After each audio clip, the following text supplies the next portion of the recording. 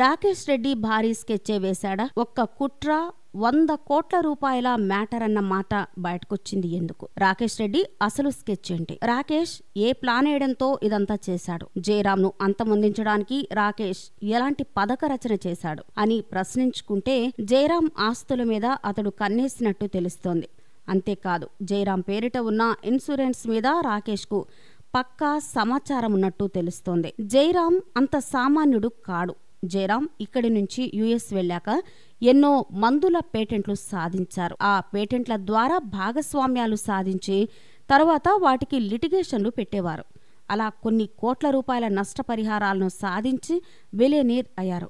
అలా ఎన్నో ఆర్థిక సంస్థలకు అధిపతి అయ్యారు. తనపై ఎన్నో 100 కోట్ల రూపాయల ఇన్సూరెన్స్ చేయించుకున్నారు. ఒక్క జయరాం మరణంతో కొన్ని 100 కోట్ల రూపాయలు ఇన్సూరెన్స్ డబ్బు వచ్చి ఒళ్ళో వాలుతుందని గుర్తించాడు రాకేష్ రెడ్డి. ఇది శిఖ ద్వారానే ఇతడు కనుగొన్నాడని అంటున్నారు ఈ కేసు గురించి క్షుణ్ణంగా పరిశీలిస్తున్న వాళ్ళు. రాకేష్, శిఖ తమకు తాము విడిపోయాము అని చెప్తున్నా ఇదంతా కూడా ఒక కుట్రలో భాగంగానే జరిగి ఉండొచ్చని అంటున్నారు. శిఖ తన మామయ్య చనిపోతే భారీ ఎత్తున ఇన్సూరెన్స్ డబ్బు వస్తుందని, ఈ డబ్బును కొట్టేస్తే మన జీవితాలు సెటిల్ అయిపోతాయని ఇందుకు తగ్గ స్కెచ్ చెయ్యమని శిఖాయే చెప్పినట్టు అంచనా వేస్తున్నారు. అందుకు జయరాం అంతమయ్యాక ఆమె ప్రవర్తనలో వచ్చిన తేడాలను బట్టి తెలుసుకోవచ్చంటున్నారు. జయరాం ఫోన్ చేసి తనకు 1 కోటి రూపాయల మేర డబ్బు కావాలని అడిగారు. తనకా డబ్బు అందకుంటే ప్రాణాపాయ పరిస్థితి ఎదురవుతుందని అన్నా ఆమె వినిపించుకోలేదు.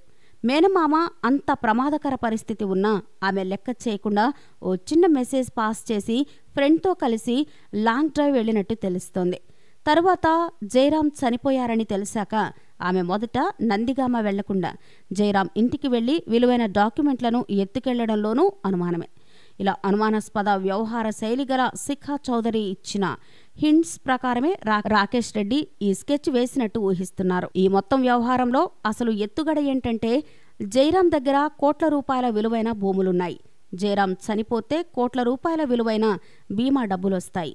ఈ డబ్బులను ఎలాగైనా కొట్టేయడానికి తగిన డాక్యుమెంట్లను సిద్ధం చేశాడు రాకేష్ రెడ్డి.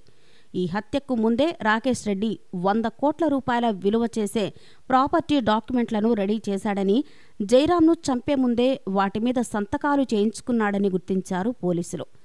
జయరాం చనిపోయాక ఎలాగూ ఇన్సూరెన్స్ డబ్బులు వస్తాయి.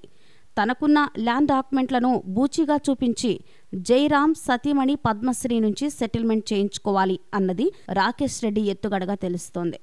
అప్పటికే రాకేష్ రెడ్డి 2-3 అధికార పార్టీ ఎమ్మెల్యేలతో పరిచయాలు మొదలుకొని ఎందరో పోలీసులతో సంబంధాలున్నాయి. వీళ్ల ద్వారా జయరాం సతీమణిని సెటిల్మెంట్ చేయించుకునేలా ఒక ఎత్తుగడ వేసినట్టు తెలుస్తోంది. రాకేష్ రెడ్డి ఇలాంటి దందాలు చేయడంలో ఎలాగూ ఎక్స్పర్ట్. పోలీసులు, రౌడీ షీటర్లు, పొలిటీషియన్లను వాడి ఎన్నో దందాలు చేశాడు, సెటిల్మెంట్లు చేయించాడు. ఇదే రూట్ మ్యాప్లో జయరాం నుంచి ఎంత లేదన్నా 100 కోట్ల రూపాయల భారీ మొత్తం కొట్టేయాలి అన్నదే రాకేష్ రెడ్డి గ్యాంగ్ స్కెచ్గా తెలుస్తోంది. ఇందులో ఇన్సూరెన్స్ డబ్బు అత్యంత కీలకంగా కనిపిస్తోంది. ఈ బీమా డబ్బు కోణంలో పరిశోధిస్తే రాకేష్ రెడ్డి అసలు స్కెచ్ ఏంటి? అతడికి ఎందరూ పోలీసులు, పొలిటీషియన్లు సాయపడ్డారు, పడుతున్నారు అన్నది కూడా క్లారిటీ వస్తుందని అంచనా వేస్తున్నారు. కానీ పోలీసులు తమ డిపార్ట్మెంట్ అధికారులను తప్పించడంలోనే ఎక్కువ కృషి చేస్తున్నట్టు ఆరోపణలు వినిపిస్తున్నాయి. తర్వాత అధికార పార్టీ పొలిటీషియన్లను కాపాడడానికే అధిక ప్రయారిటీ ఇస్తున్న విమర్శలు వినిపిస్తున్నాయి. వీటన్నిటినీ దాటి రాకేష్ రెడ్డి ఇష్యూలో పోలీసులు ఈ కేసులోని అసలు కుట్ర తేల్చుతారా లేదో చూడాలి అంటున్నారు పరిశీలకులు.